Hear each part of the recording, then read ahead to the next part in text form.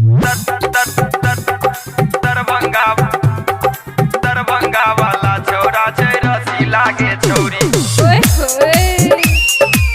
छौरा छै रसीला के छौरी दरभंगा वाला छौरा छै रसीला के छौरी। किया रहै छै तू अकेला गे चल न देखा दियो अपना गाँव के मेला। सब दरभंगा वाला छौरा छै रसीला के छौरी चलिए हमरा संगे हम घुमेबो जिला के छौरी। जिला के छौरी पूरा जिला के छौरी जिला के छौरी पूरा जिला के छौरी। सब दरभंगा वाला छौरा छै रसीला के छौरी चलिए हमरा संगे हम घुमेबो जिला के छौरी। किया घूमै छै दिल्ली बम्बई सब किछ मिलतौ हमरा डिस्ट्रिक्ट में आ कथी लगेले जे पागल छौ छौरा गे छौरी तोरा लिपस्टिक में।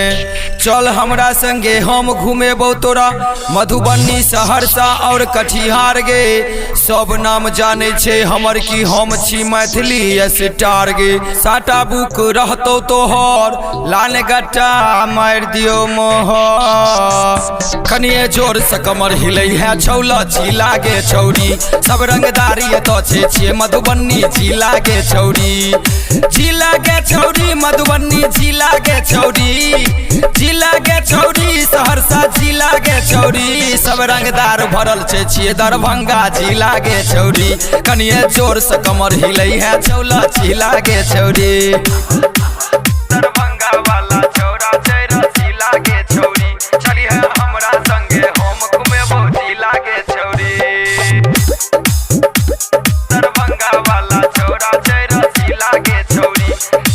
लव वाला डोज रोज खोजे छौ जवानी कियो कहो बाबू सोना कियो कहो रानी।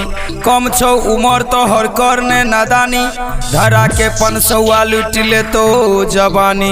देबही जे किस तोरा फीस देबो डेली गे एक दिन आब के देखी हमरो हवेली गे। सर्विस बढ़िया रहतौ हमर दे दे गे छौरी तू नमर। हम दरभंगा वाला छौरा छियै जोशीला के छौरी हमरा संगे चली है हम घुमेबो जिला के छौरी। जिला के छौरी सहरसा जिला के छौरी जिला के छौरी दरभंगा जिला के छौरी कनिए जोर से कमर हिलै है छौला जिला के छौरी। सब रंगदारी तो छे मधुबनी जिला के छौरी।